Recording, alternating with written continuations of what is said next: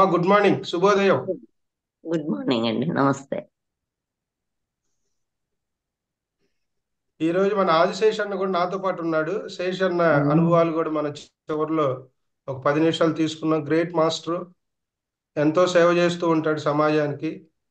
ఆయన యొక్క అనుభవాలను కూడా మనం సెషన్ అయిపోయాక తీసుకుందాం. అమ్మా థ్యాంక్ యూ అమ్మా. మనం ఈరోజు సెషన్ స్టార్ట్ చేసుకుందాం.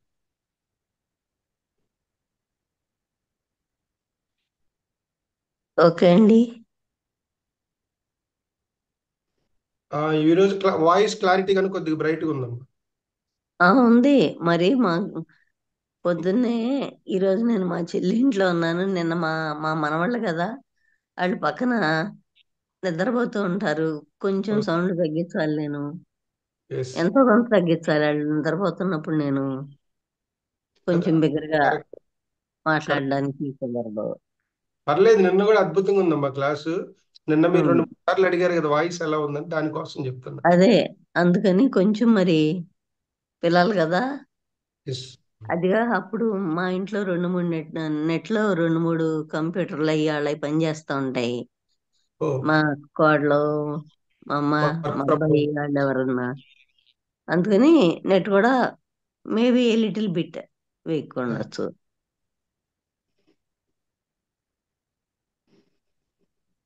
ఓకే అమ్మా, స్టార్ట్ చేసుకుందాం. ఈ రోజు మన కాన్సెప్ట్ వచ్చమ్మా, భక్తి యోగం, కర్మయోగం, ధ్యాన యోగం, జ్ఞాన యోగం. అందరికి నమస్కారం అండి. ముందుగా మనకి ఈ జ్ఞానాన్ని, అసలు ధ్యాన ప్రక్రియని అందించిన పితామహ పత్రిజీకి కృతజ్ఞతలతో, నమస్కారాలతో.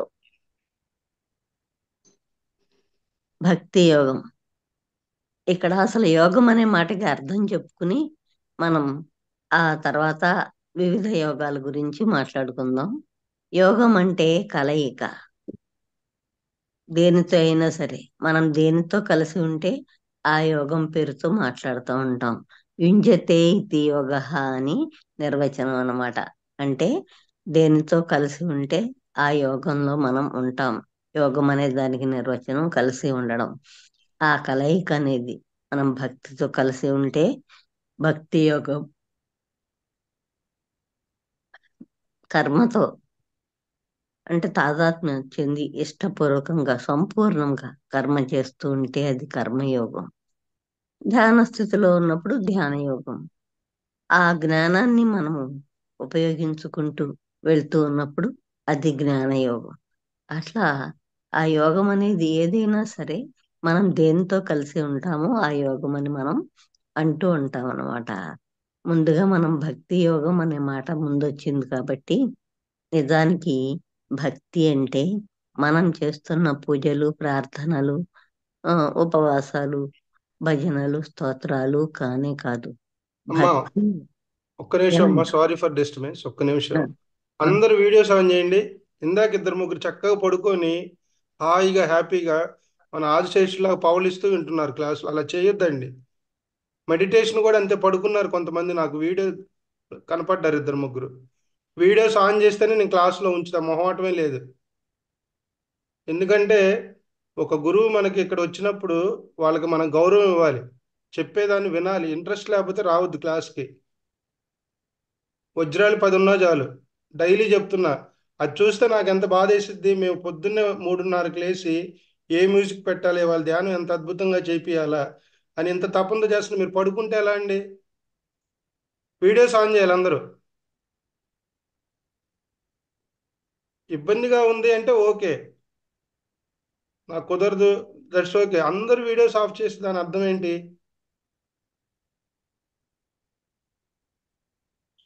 కొన్ని కొన్ని మనం స్ట్రిక్ట్గా పాటించాలి. అప్పుడే కొద్దిగా 21 డేస్ రిజల్ట్ ఉంటుంది. ఆషామాషిగా తీసుకోవద్దు. థ్యాంక్ యూ అమ్మా, స్టార్ట్ చేయండి అమ్మా. ఓకే. ఉమ్. ఆ ఆ స్తోత్రాలు, భజనలు, ప్రార్థనలు అవి కాదు భక్తి అంటే. నిజానికి భక్తి అనే మాటకి నిర్వచనం ఏమంటే స్వస్వరూపానుసంధానే భక్తి రీత్యభిధీయతే. అంటే మనని మనం అనుసంధానం అంటే మనతో మనం కలిసి ఉండడం, మనని మనం తెలుసుకోవడం, అది భక్తి అంటే. అంతేగాని కానీ అక్కడి దాకా చేరడానికి ముందుగా మనము మనకంటే ఎవరైతే ఉన్నతులని మనం భావిస్తున్నామో వారిని గురించి తెలుసుకోవడం, లేకపోతే వారి కోసం మనం ఏమన్నా వారిని తెలుసుకోవడం కోసం మనం అనుసరించే మార్గాలను మనం భక్తిగా భావిస్తున్నాం.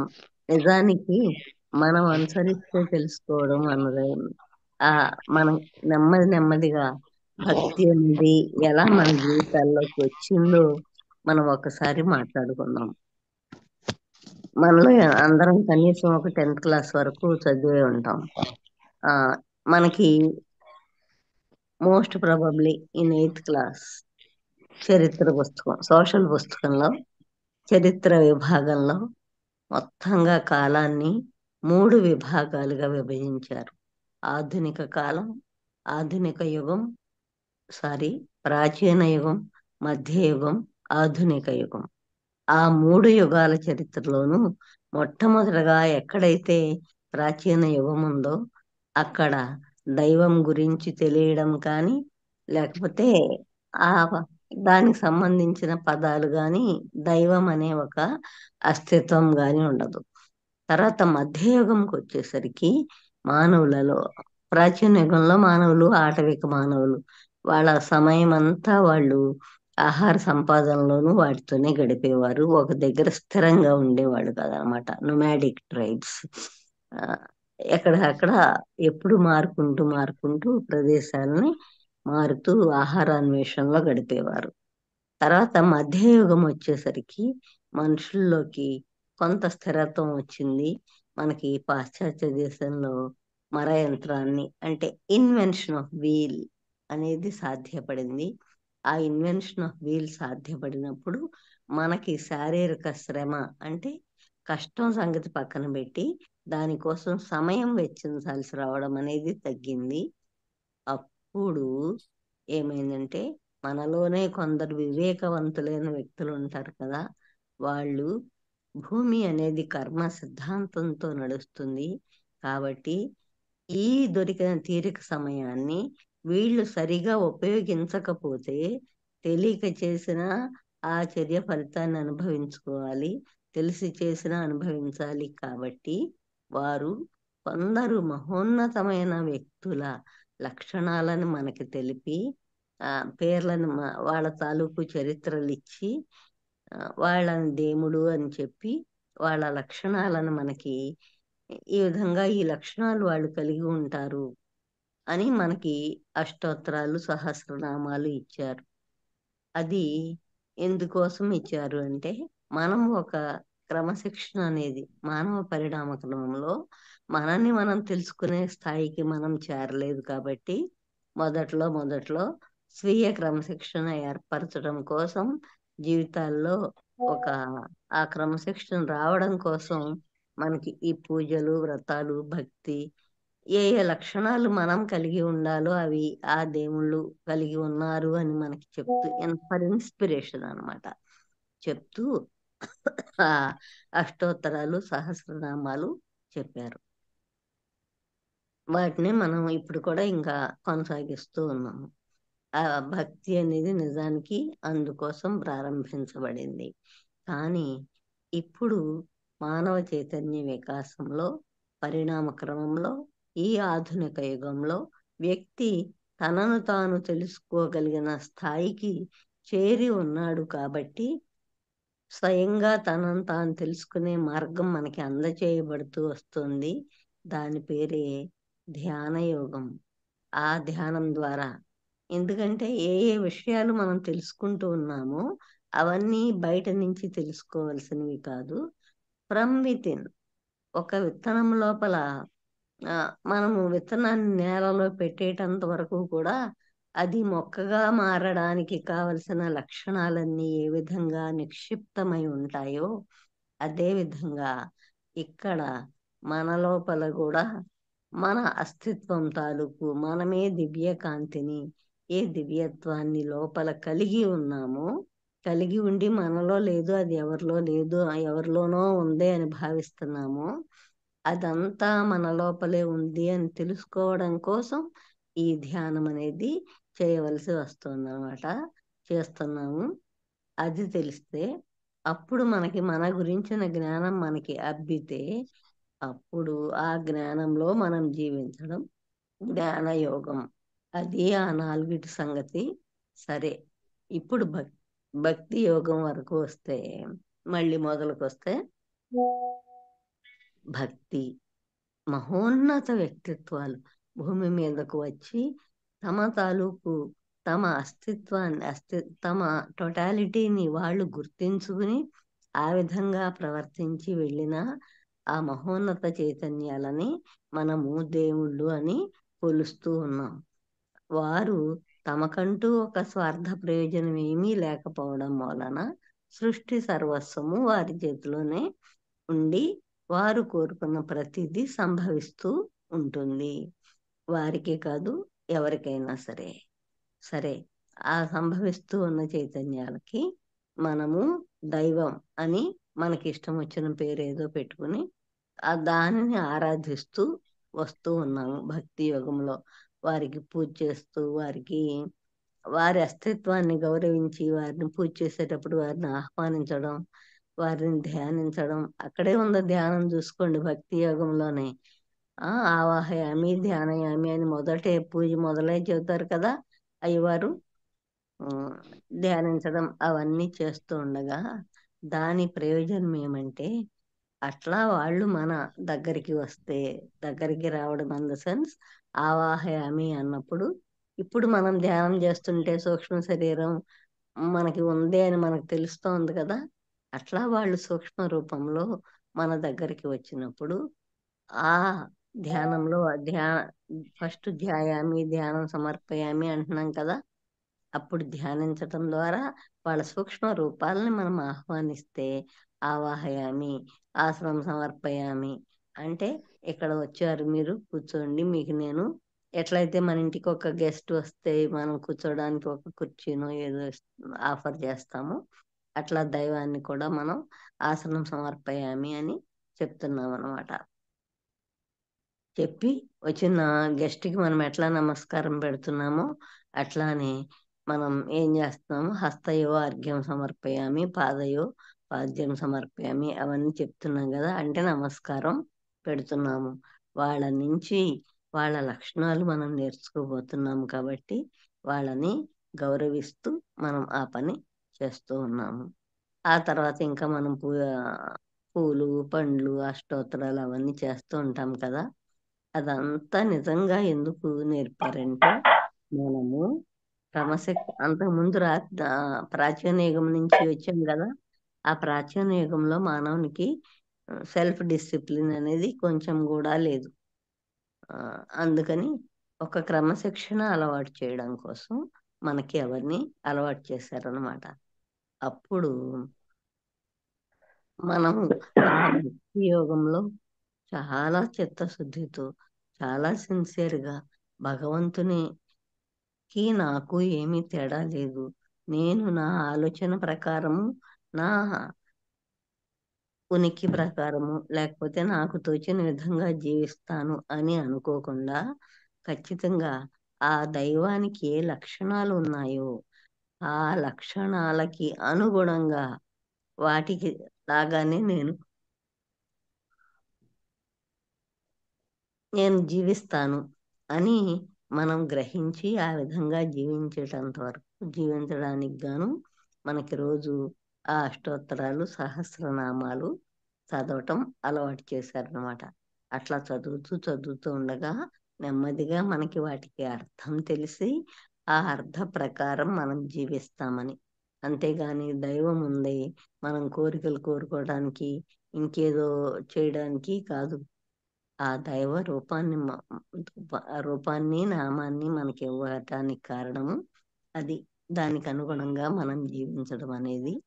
అట్లా జీవించిన వాళ్ళు, అంత త్రికరణ శుద్ధిగా భక్తిని అనుసరించిన వాళ్ళు తమ అత్యున్నత శిఖరాలకి చేరే మోక్షాన్ని పొందే ఉన్నారు. మనకు తెలుసు కదా, భక్త తుకారాం, సతీ సక్కుబాయి, ఇట్లాంటి వాళ్ళందరూ ఆ భగవంతుడు తప్ప తమకు వేరే ఇంకేమీ లేదు అన్న ఆలోచనతో ఉన్నారు కదా.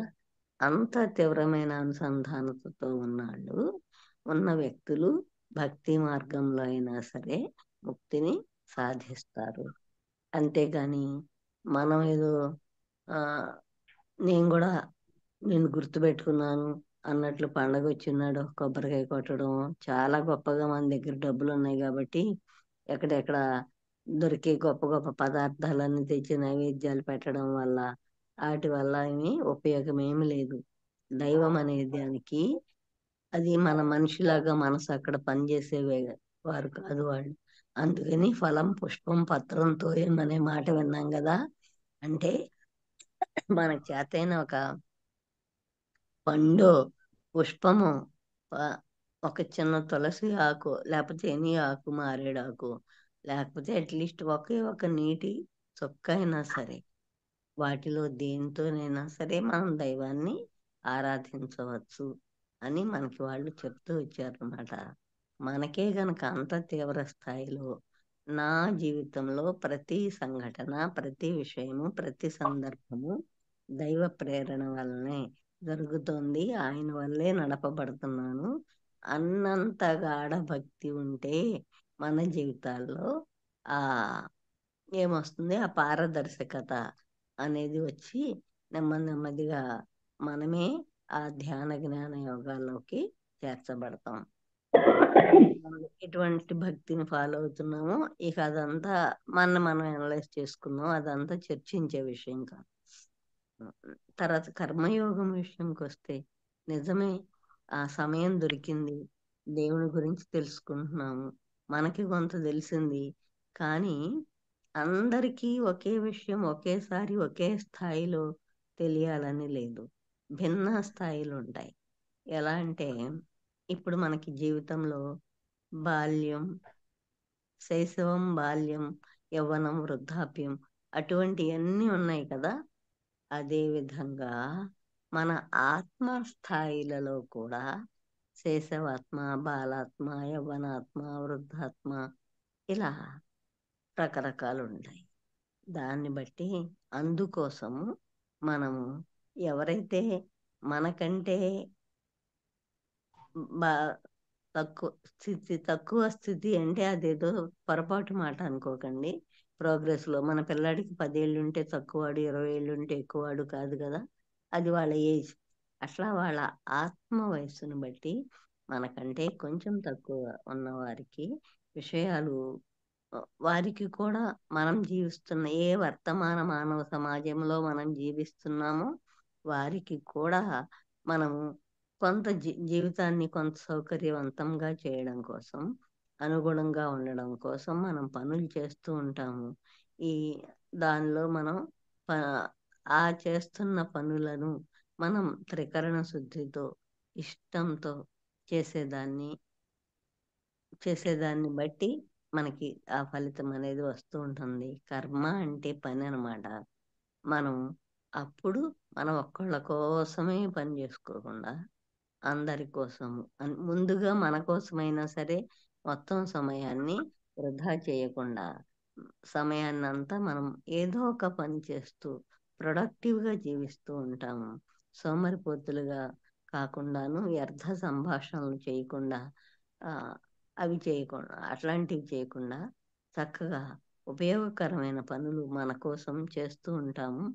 నెమ్మది నెమ్మదిగా ఇంకొంచెం పరిణతి చెందే కొద్దీ మన కోసమే కాకుండా అందరి కోసము ఉపయోగపడే పనులు చేస్తూ ఉంటాము. మనం చూస్తాం కదా, కొందరు అందరి కోసం గుడి కట్టిస్తారు, అందరి కోసం సత్రం కట్టిస్తారు, ఇంకా రోడ్లు వేయించుతారు. ఆ, చిన్నప్పుడే పాఠాల్లో చదువుకోలా సోకుడు చెట్లు నాటించను, రోడ్లు వేయించను, ఈ మాటలన్నీ అదంతా అబద్ధం కాదు. అప్పటికి మరీ పూర్తిగా మనకి ఎత్తు పల్లాలైన రహదారులే ఉండే, రహదారి అనే మాట ఏం లేదు, ఎత్తు పల్లాలైన నేలే ఉండేది.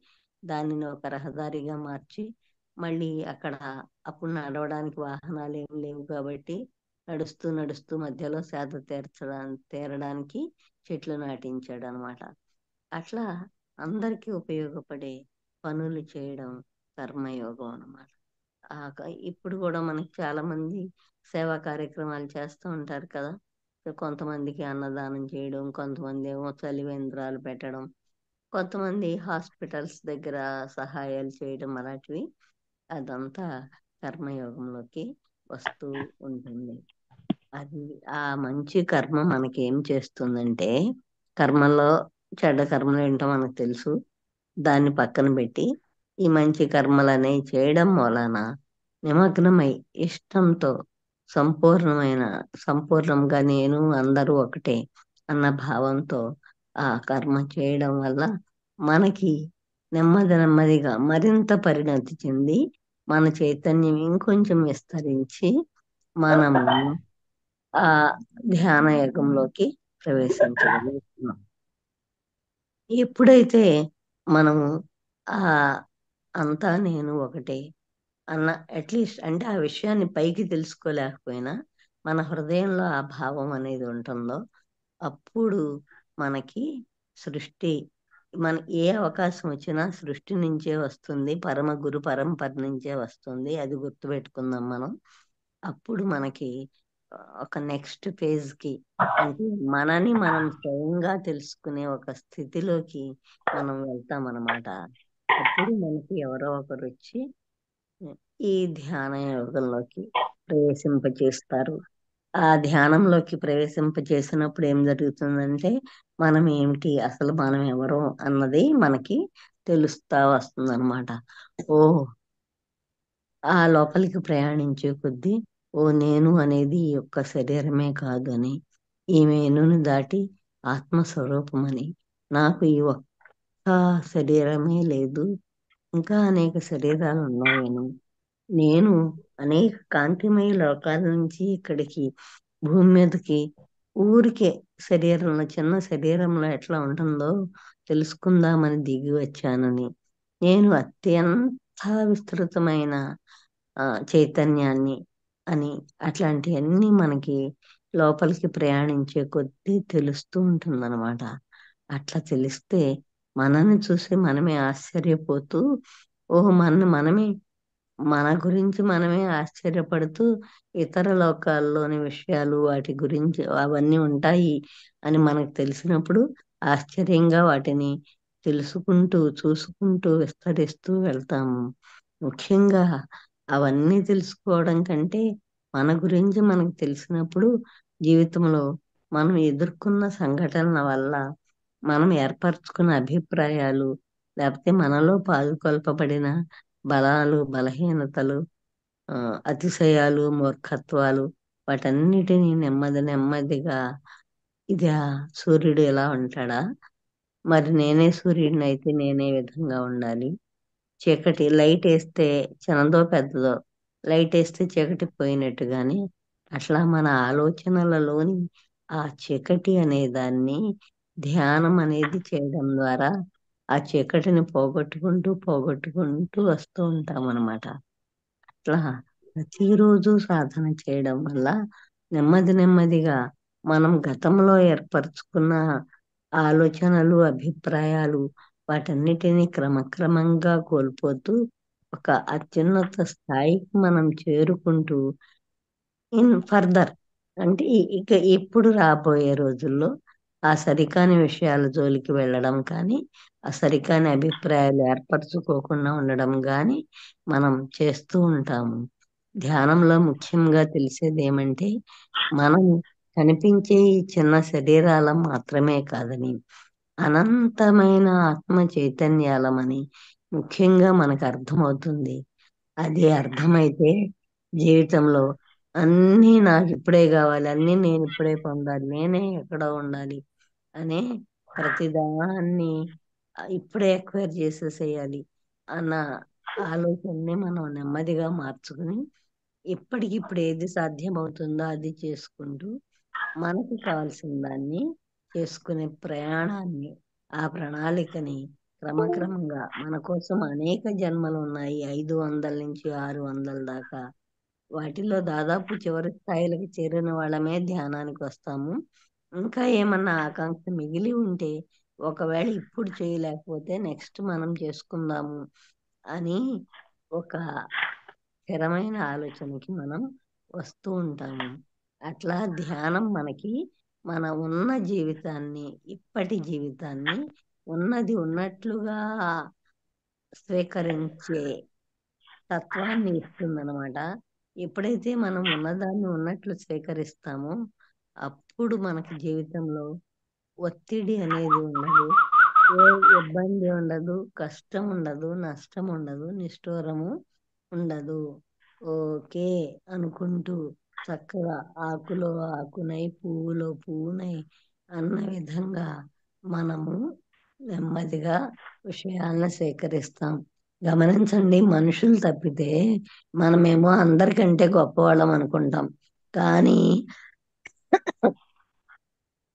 కష్టము, నష్టము, లాభము, దుఃఖము, అమ్మో రేపేంటి, ఈ ఆలోచనలన్నీ అందరికంటే గొప్పైన మనుషులకే ఉన్నాయి తప్పితే మనకంటే తక్కువ చైతన్య స్థాయిలో ఉన్న పక్షులకో, జంతువులకో, వృక్షాలకో ఉన్నాయా?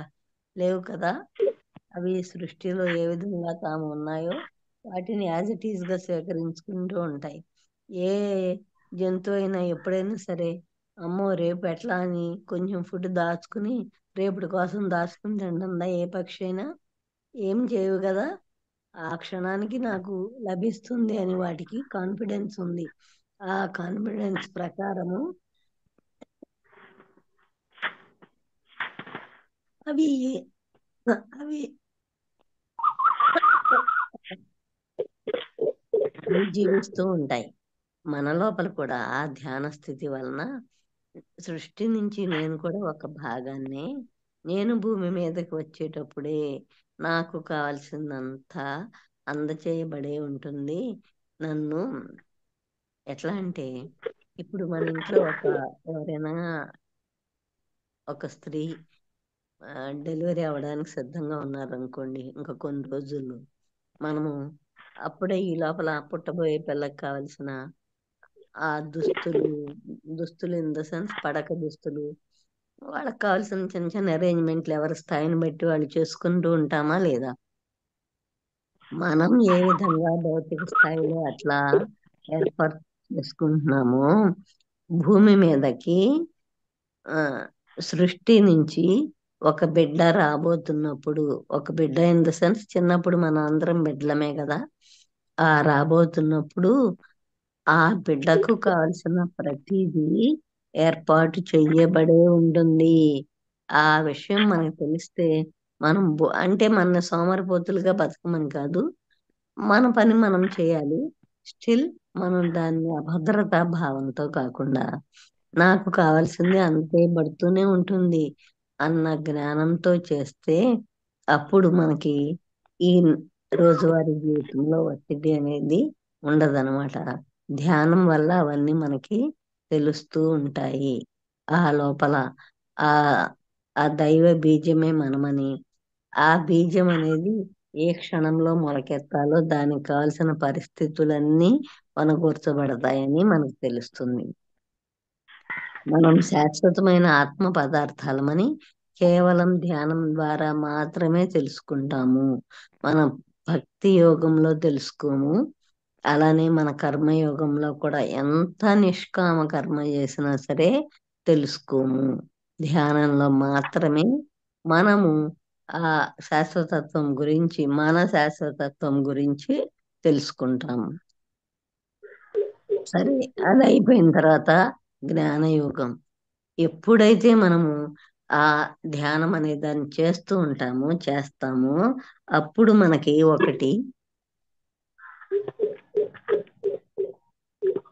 ఒకటే కాదు అనేక విషయాలు ఏమది మన శాశ్వతత్వం గురించి తెలిసింది. ఎవరైతే ఉన్నత చైతన్యాలో వాళ్ళ క్వాలిటీస్ అనేవి మనం కూడా ఆ వెలికి తెచ్చుకోవాలి, వాటిని పెంపొందించుకోవాలి అని తెలుస్తుంది. అట్లానే జీవితాన్ని వ్యర్థంగా గడపకుండా, అంటే అతి ముఖ్యమైనది ఏదో పని ఆ ఒక్కటి చేసి మన కోసం మనం కూర్చోవడం కాకుండా మమాత్మ సర్వభూతాత్మ, మనము మన లోపల ఏ ఆత్మ పదార్థం ఉందో అందరి లోపల అదే ఉంది, అంతా ఏకత్వంలోనే ఉన్నాము అన్నది తెలియడం వల్ల మనము సాటి మానవులకి ఇంకా సాటి జీవులకి సేవ చేయగలుగుతాము. ఇన్ ద సెన్స్ చేస్తాము. ఎందుకంటే వాటి లోపల కూడా ఉన్నది మనమే.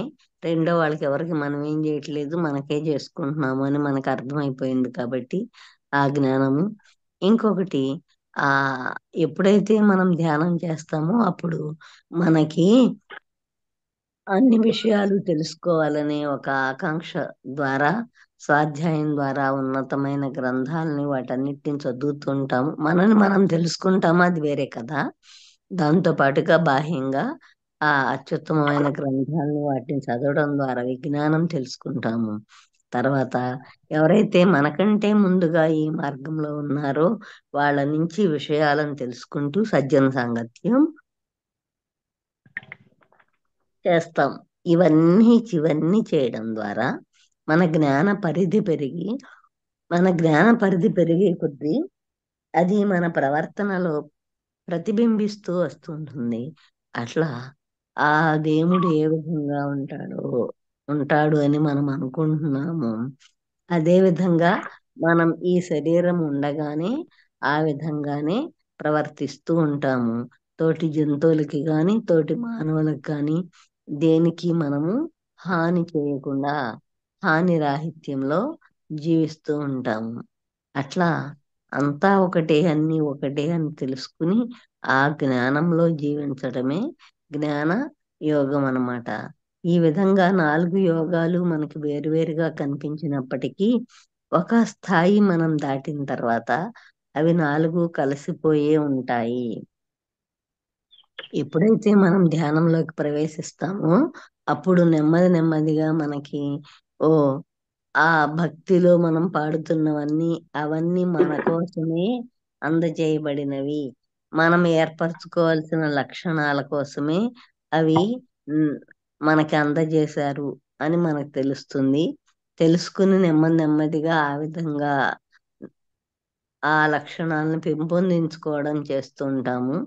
తర్వాత ఎప్పుడైతే నేను అంతా ఒకటే అన్నది వస్తుందో నా అభివృద్ధి మిగిలిన అందరి అభివృద్ధికి కూడా దోహదం చేస్తుంది, లేకపోతే నా సంతృప్తి మిగిలిన వారి సంతృప్తికి దోహదం చేస్తుంది అని తెలుస్తుందో అప్పుడు మనం చేయగలిగిన ప్రతి సేవని చేస్తూ ఉంటాము.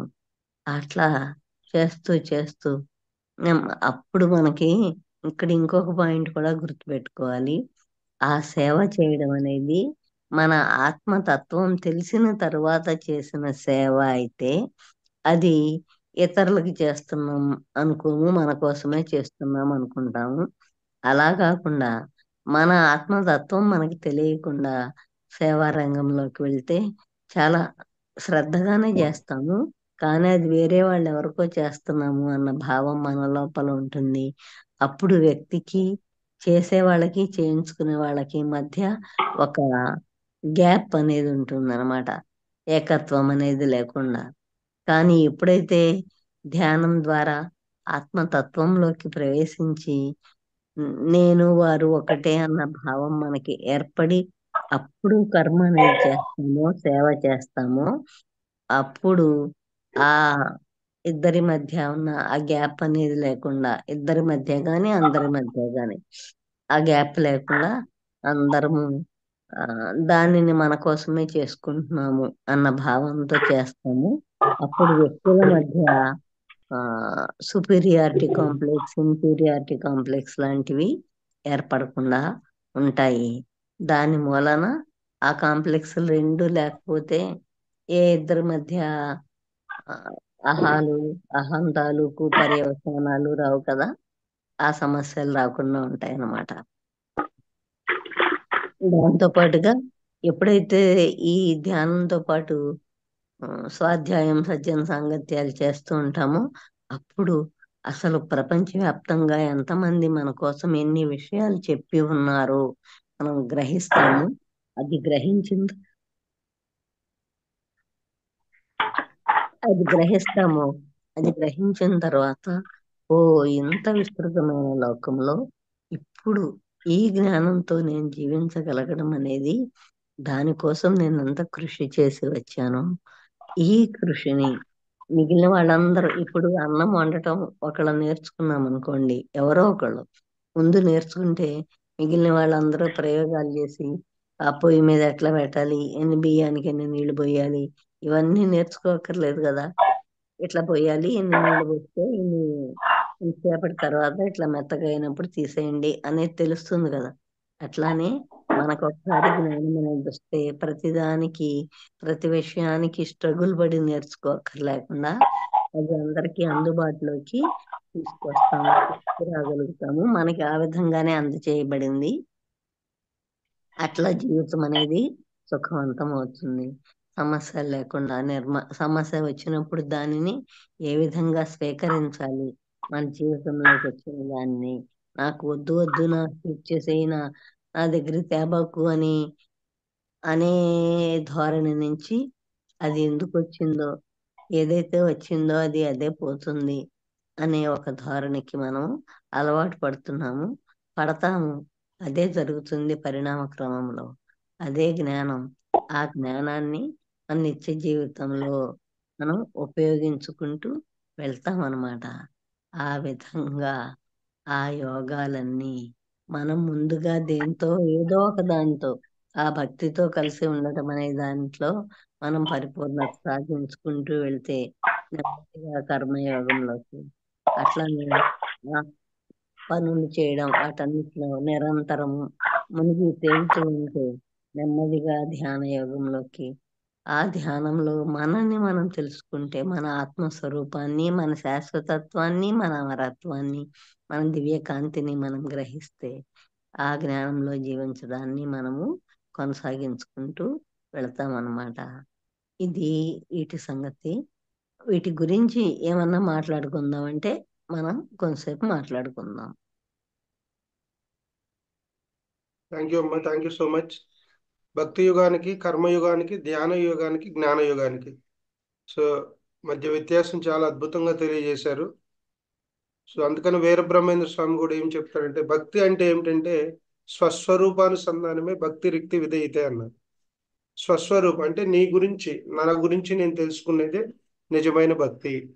భగవాన్ రమణ మహర్షి కూడా అదే చెప్పారు కదా, నిన్ను నువ్వు తెలుసుకో అన్నారు. జీవితాంతం ఆయన ఏం మాట్లాడింది లేదు ఈ భూమి మీద. ప్రపంచంలోనే అద్భుతమైన గురువు మౌనానికి. పత్రిసారు కూడా అదే చెప్పేవాళ్ళు ఈ భూమి మీద ఉన్నంత కాలం. ధ్యానం, ధ్యానం, మౌనం, మౌనం, ఈ రెండే చెప్పారు, ఇంకేం చెప్పలేదు ఆయన. మౌనాన్ని తీసుకుంటే భగవాన్ రమణ మహర్షి మహోన్నతమైన గురువు. వరల్డ్ వైడ్ గా 153 కంట్రీల్లో ఆయనకి ఫాలోవర్స్ ఉన్నారు. అటువంటి భగవాన్ మహర్షి కూడా ఏం మాట్లాడలే ఏ రోజు కూడా. ఎంతో మంది పెద్ద పెద్ద వాళ్ళు, సీఎంలు, పిఎంలు, మరి బ్రిటిష్ కాలం ఆంగ్లేయులు కూడా ఆయన దగ్గరికి వచ్చి సరెండర్ అయిపోయారు. ఆయన ఏం మాట్లాడలే, ఏం స్పీచ్ ఇవ్వాల. అందుకని మన సైన్స్ కూడా ఏం చెప్తుందంటే silence is more power than science అంటుంది. సైలెన్స్ అనేది సైన్స్ కన్నా గొప్పది. సో అమ్మ, థ్యాంక్ యూ, చాలా అద్భుతంగా చెప్పారు ఈరోజు. ఎంతో స్పష్టంగా అందరికి అర్థమయ్యేటట్లు ఈ యొక్క కాన్సెప్ట్ మీరు అందరికి అందజేసినందుకు మీకు మనస్ఫూర్తిగా కృతజ్ఞతలు.